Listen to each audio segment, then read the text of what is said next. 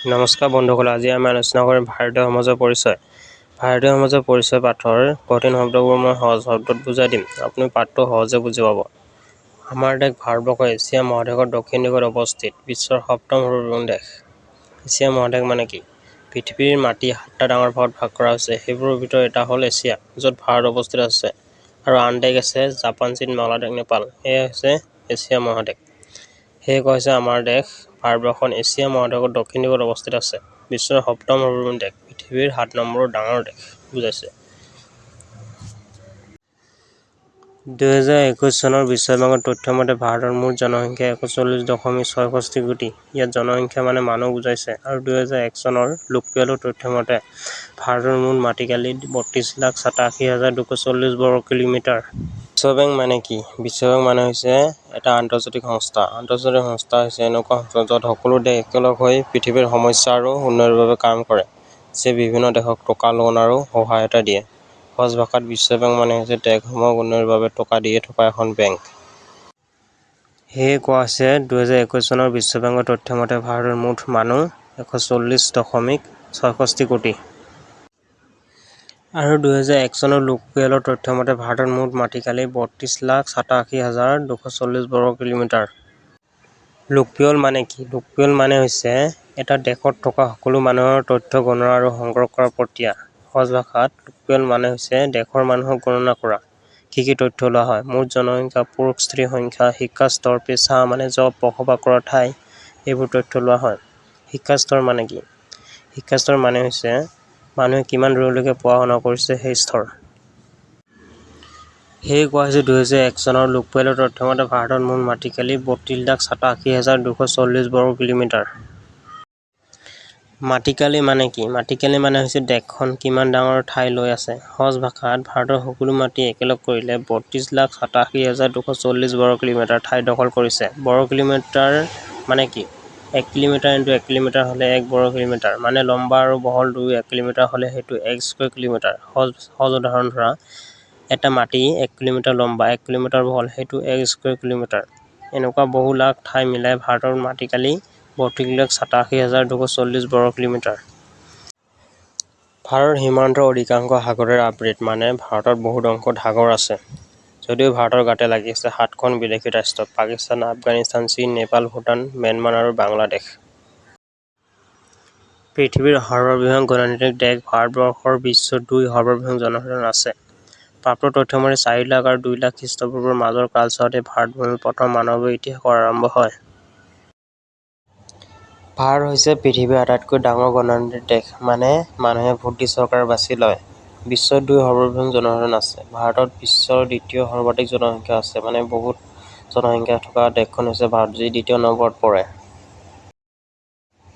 4 লাখ আৰু 2 লাখ খ্ৰীষ্টপূৰ্বৰ মাজৰ কালছোৱাতে, মানে খুব পুৰণি সময়ত, 4 লাখৰ পৰা 2 লাখ বছৰ আগতে ভাৰতভূমিৰ প্ৰথম মানৱীয় ইতিহাসৰ আৰম্ভ হয়। মানে সেই সময়তে ভাৰতত প্ৰথম মানুহে বাস কৰিবলৈ আৰম্ভ কৰে। সেই সময়ত কেনে প্ৰজাতিৰ, কেনে প্ৰকৃতিৰ মানুহৰ সৃষ্টি হৈছিল, মানে সেই পুৰণি সময়ত মানুহবোৰ কেনেধৰণৰ আছিল, দেখা, গুণ, স্বভাৱ, এইটো ঠিককৈ জনা নাযায়। কালক্ৰমত এই দেশলৈ কোন, কেতিয়া, কেনেকৈ আহিছিল এই ক্ষেত্ৰতো ইতিহাস নিমাত। কালক্ৰমত এই দেশলৈ, মানে বহু পুৰণি সময়ত ভাৰতলৈ কোন, কেতিয়া, কেনেকৈ আহিছিল, কোন মানুহ আহিল, কেতিয়া আহিল, ক'ৰ পৰা আহিল, কেনেকৈ আহিল, এই ক্ষেত্ৰতো ইতিহাস নিমাত। এইবোৰৰ বিষয়ে ইতিহাস চুপ আছে, স্পষ্ট তথ্য নাই। সহজ ভাষাত পুৰণি সময়ত মানুহ কেনেকৈ ভাৰতলৈ আহিল এইটো ঠিকমতে জনা নাযায়। পৰৱৰ্তী ব্যাখ্যা, প্ৰমাণ আৰু তথ্যৰ ওপৰত ভিত্তি কৰি অধিকাংশ গ্ৰহণযোগ্য ভাৰতীয় সমাজৰ এখন প্ৰজাতীয় শ্ৰেণীবিভাজন বি.এছ. গুহাই দাঙি ধৰিছে। পৰৱৰ্তী ব্যাখ্যা, প্ৰমাণ আৰু তথ্যৰ ওপৰত ভিত্তি কৰি, মানে পাছত পোৱা তথ্য, প্ৰমাণ আৰু ব্যাখ্যাৰ ওপৰত ভিত্তি কৰি অধিকাংশ গ্ৰহণযোগ্য, যিটো বেছিভাগ মানুহে মানি লৈছিল। ভাৰতীয় সমাজৰ এখন প্ৰজাতীয় শ্ৰেণীবিভাজন, মানে ভাৰতৰ মানুহক ভিন্ন ভিন্ন গোটত ভাগ কৰিছিল। গুহৰ শ্ৰেণীবিভাজন 7টা হ'ল এনেধৰণৰ, মানে গুহে মানুহক 7টা ভাগত ভাগ কৰিছে। বিভাজন মানে ভাগ কৰা বুজায়। নেগ্ৰিড: এওঁলোক এই উপমহাদেশৰ পুৰণি বাসিন্দা। এওঁলোক সৰু সৰু অঞ্চলত খোপ খাই আছে। দক্ষিণ ভাৰতৰ কাদৰিলা, পানিয়ান আৰু আন্দামান আৰু উংগী আন্দামানী আদি নেগ্ৰিডৰ উদাহৰণ। নেগ্ৰিটো এওঁলোক এই উপমহাদেশৰ পুৰণি বাসিন্দা। মানে নেগ্ৰিটো মানুহবোৰ এই ভাৰতীয় অঞ্চলত বহুত আগৰে পৰা বাস কৰি আছে। নেগ্ৰিটো মানে হৈছে ভাৰতৰ আটাইতকৈ পুৰণি মানুহ। এওঁলোক সৰু সৰু অঞ্চলত খোপ খাই আছে। মানে এইবোৰ মানুহ ডাঙৰ ঠাইত নহয়, সৰু সৰু ঠাইত থাকে। দক্ষিণ ভাৰতৰ কাদৰিলা পানিয়ান মানে দক্ষিণ ভাৰতত হোৱা কিছুমান জনজাতি নেগ্ৰিটো গোটৰ। আন্দামানী উংগী আন্দামানী মানে আন্দামান মানুহ দ্বীপত থকা উংগী আৰু আন্দামানী মানুহো নেগ্ৰিটো। প্লট অষ্ট্ৰেলিয়ত এওঁলোকো ভাৰতভূমিৰ পুৰণি বাসিন্দা। মধ্য ভাৰতৰ বেছিভাগ জনজাতি এই প্ৰজাতিৰ ভিতৰুৱা। পাছলৈ আৰ্যসকলে এওঁলোকক অনক, দাস, দস্যু, নিষাদ আদি নামেৰে নামকৰণ কৰে। পটু অষ্ট্ৰেলিয়ত মানে এটা পুৰণি মানুহৰ প্ৰজাতি। এওঁলোকো ভাৰতভূমিৰ পুৰণি বাসিন্দা। এইবোৰ মানুহো ভাৰতৰ বহু পুৰণি সময়ৰ পৰা বাস কৰি আছে। মধ্য ভাৰতৰ বেছিভাগ জনজাতিয়ে এই প্ৰজাতিৰ ভিতৰুৱা। মানে মধ্য ভাৰতত হোৱা বেছিভাগ জনজাতি মানুহ এই পটু অষ্ট্ৰেলিয়ত গোটৰ। পাছলৈ আৰ্যসকলে এওঁলোকক মানে পাছত যি আৰ্যসকল আহিছিল তেওঁলোকে এই মানুহবোৰক নাম দিলে। অনক, দাস, দস্যু, নিষাদ আদি নামেৰে নামকৰণ কৰে। মানে আৰ্যসকলে তেওঁলোকক বিভিন্ন নামেৰে মাতিছিল, যেনে দাস, দস্যু, নিষাদ। মংগোলিয়ত এই গোষ্ঠীৰ শাখা দুটা, পেলিয়-মংগোলিয়ত আৰু তীব্ৰতীয় মংগোলিয়ত। হিমালয়ৰ নামনি আৰু উত্তৰ-পূৰ্বৰ জনজাতিসকল এই প্ৰজাতিৰ। অসম, মণিপুৰ, পশ্চিম বংগ আৰু ত্ৰিপুৰাৰ কিছুমান অজনজাতীয় লোকো এই শ্ৰেণীৰ অন্তৰ্গত। এওঁলোকো প্ৰাচীন জনগোষ্ঠী। মংগোলিয়ত এটা মানুহৰ প্ৰজাতি। এই গোষ্ঠীৰ শাখা দুটা। এই গোটৰ দুটা ভাগ আছে, পেলিয়-মংগোলিয়ত, তীব্ৰতীয় মংগোলিয়ত। হিমালয়ৰ নামনিৰ আৰু উত্তৰ-পূৰ্বৰ জনজাতিসকল। মানে এই মানুহবোৰ হিমালয়ৰ ওচৰৰ আৰু উত্তৰ-পূবৰ ভাৰতত থাকে। অসম, মণিপুৰ, পশ্চিম বংগ আৰু ত্ৰিপুৰা মানে এই ৰাজ্যবোৰত থকা কিছুমান মানুহ এই গোটৰ ভিতৰত পৰে। অজনজাতীয় লোকো এই শ্ৰেণীৰ অন্তৰ্গত। মানে কেৱল জনজাতি নহয়, কিছুমান সাধাৰণ মানুহো এই গোটৰ। এওঁলোক প্ৰাচীন জনগোষ্ঠী। এইবোৰ মানুহো বহুত পুৰণি সময়ৰ পৰা আছে। ভূমধ্য সাগৰীয় বা মেডিটেৰিয়ান। এওঁলোক দ্ৰাবিড় ভাষা সংস্কৃতিৰ সৈতে জড়িত। ভাৰতৰ পশ্চিম দক্ষিণ অঞ্চলৰ এওঁলোকৰ বসতিখন। ভূমধ্য সাগৰীয় বা মেডিটেৰিয়ান মানে এটা মানুহৰ প্ৰজাতি। এওঁলোক দ্ৰাবিড় ভাষা সংস্কৃতিৰ সৈতে জড়িত। মানে এই মানুহবোৰ দ্ৰাবিড় ভাষা আৰু সংস্কৃতিৰ লগত জড়িত, যেনে তামিল, তেলেগু আদি। ভাৰতৰ পশ্চিম দক্ষিণ অঞ্চলৰ এওঁলোকৰ বসতিখন। মানে এই মানুহবোৰ ভাৰতৰ পশ্চিম আৰু দক্ষিণ দিশত বেছি সংখ্যাত থাকে। এই দিশবিলাকত বেছি থাকে মানে। ব্ৰেষ্টান, ব্ৰেকিচাফেল এওঁলোকৰ কপাল সৰু আৰু আদি দেশ। ভাৰতৰ পশ্চিমে ইয়াত আলপাইনহঁত, টিনাৰিক আৰু আৰ্মেনাহঁত উপগোষ্ঠী আছে। উত্তৰ আৰু পশ্চিম ভাৰতৰ কিছু লোক আলপাইনহঁত আৰু টিনাৰিক গোষ্ঠীৰ, পাৰ্চীসকল আৰ্মেইন শ্ৰেণীৰ লোক। ব্ৰেষ্টান, ব্ৰেকিচাফেল মানে এটা মানুহৰ প্ৰজাতি। এওঁলোকৰ কপাল সৰু। মানে এই মানুহবোৰৰ মাথাৰ আগফাল সৰু সৰু ধৰণৰ। আদি দেশ ভাৰতৰ পশ্চিমে মানে এই গোটৰ মানুহ প্ৰথমে ভাৰতৰ পশ্চিম দিশৰ পৰা আহিছিল। ইয়াত আলপাইনহঁত, টিনাৰিক আৰু আৰ্মেনাহঁত উপগোষ্ঠী আছে। মানে এই গোটৰ ভিতৰত তিনিটা সৰু ভাগ আছে, আলপাইন, টিনাৰিক, আৰ্মেইন। উপগোষ্ঠী মানে কি? উপগোষ্ঠী মানে হৈছে এটা ডাঙৰ গোষ্ঠীৰ ভিতৰত সৰু গোষ্ঠী। ধৰা ব্ৰেষ্টান, ব্ৰেকিচাফেল ডাঙৰ গোষ্ঠী, আলপাইন, টিনাৰিক, আৰ্মেইন এইবোৰ উপগোষ্ঠী। উত্তৰ আৰু পশ্চিম ভাৰতৰ কিছু লোক আলপাইনহঁত আৰু টিনাৰিক গোষ্ঠীৰ। মানে সেই মানুহবোৰ আলপাইন আৰু টিনাৰিক নামৰ চাবগ্ৰুপত পৰে।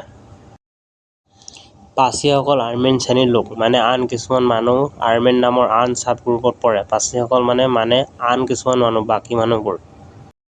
নাৰ্ডিক উক্ত গোষ্ঠীসমূহতকৈ এওঁলোকৰ ভাৰতলৈ আগমন পাঁচ, যদিও এওঁলোকৰ ওপৰতে নিৰ্ভৰ কৰি সিন্ধু উপত্যকাৰ সভ্যতাই গঢ় লৈ উঠে। নাৰ্ডিক মানে এটা মানুহৰ প্ৰজাতি।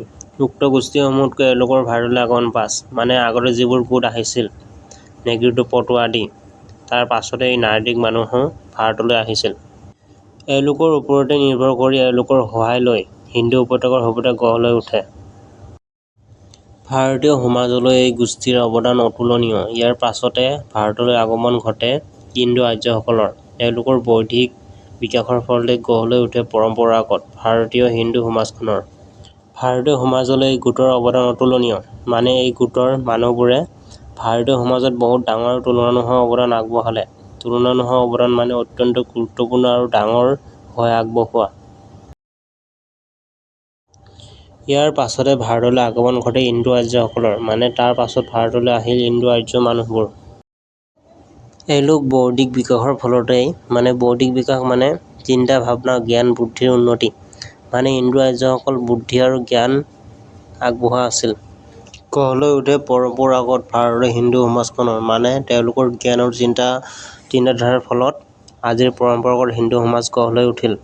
পৰম্পৰাগত মানে হৈছে পূৰ্বজৰ পৰা চলি অহা নিয়ম, সংস্কৃতি বা প্ৰথা। সহজ ভাষাত আগৰ পৰা চলি অহা ৰীতি-নীতি। উদাহৰণ পূজা পাৰ্বণ কৰা, পৰম্পৰাগত পোছাক পিন্ধা, বিয়া সংস্কাৰ এইবোৰ হৈছে পৰম্পৰাগত। জন্ম হয় বেদ বেদাংগ উপনিষদ পুৰাণ আৰু ৰামায়ণ মহাভাৰত আদি মহাকাব্যৰ। তাৰ পাছতে এইখন দেশতে বৌদ্ধ ধৰ্মৰ জন্ম লাভ কৰে। ক্ৰমে প্ৰব্ৰজন অব্যাহত থকাৰ ফলতে এই দেশলৈ পশ্চিমৰ খ্ৰীষ্ট ধৰ্মৰ প্ৰচাৰক আৰু বহুতো বেপাৰী সংগঠনৰ প্ৰব্ৰজন ঘটে। জন্ম হয় বেদ বেদাংগ উপনিষদ পুৰাণ আৰু ৰামায়ণ মহাভাৰত আদি মহাকাব্যৰ।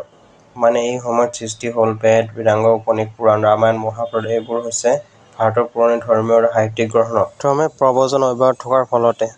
প্ৰব্ৰজন মানে মানুহ এঠাইৰ পৰা আন ঠাইলৈ যোৱা। মানে লাহে লাহে বহু মানুহ ভাৰতলৈ আহি থাকিল।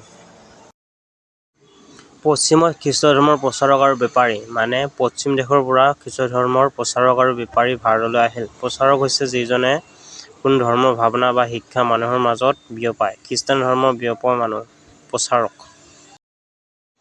ইছলাম ধৰ্মাৱলম্বী মোগলসকলে লাহে লাহে ভাৰতত খোপনি পুতিলে। পৰৱৰ্তী কালত খ্ৰীষ্টান বেপাৰী সংগঠনৰ হাতত ভাৰতৰ শাসনৰ বাঘজৰী পৰিল।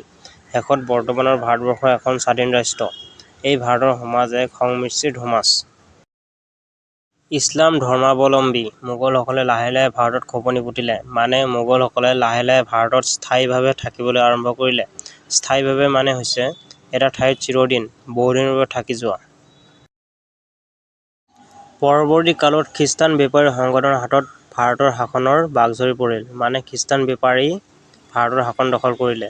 খ্ৰীষ্টান বেপাৰী সংগঠন বুলিলে ইংৰাজ বেপাৰী কোম্পানীক বুজায়।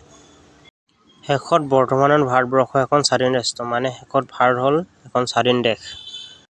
এই ভাৰতৰ সমাজ এক সংমিশ্ৰিত সমাজ। মানে ভাৰতৰ সমাজ বিভিন্ন জাতি ধৰ্ম সংস্কৃতি মিলা এটা মিক্সড ছ'চাইটি। একেবাৰে সহজ চামাৰি পুৰণি গণৰ সৃষ্টি হ'ল, বৌদ্ধ ধৰ্ম আহিল, খ্ৰীষ্টান ইছলাম আহিল, বিদেশী শাসন আহিল, শেষত ভাৰত স্বাধীন হ'ল, সমাজ সংমিশ্ৰিত। ভাৰতৰ বিভিন্ন ধৰ্ম, সংস্কৃতি আৰু জাতিৰ আগমনৰ ফলত ভাৰতীয় সমাজ এক সংমিশ্ৰিত সমাজ হিচাপে গঢ় লৈ উঠিছে। ভিডিঅ'টো ইমানেই আছিল। ভাল লাগিলে লাইক কৰক আৰু পাৰ্ট 2 আহিব। চেনেলটো ছাবস্ক্ৰাইব কৰি ৰাখিব আৰু ন'টিফিকেশ্যন অন কৰিব যাতে মোৰ ভিডিঅ'বোৰ তোমাৰ তাত যায়। ভিডিঅ'টো সম্পূৰ্ণ চোৱাৰ কাৰণে ধন্যবাদ।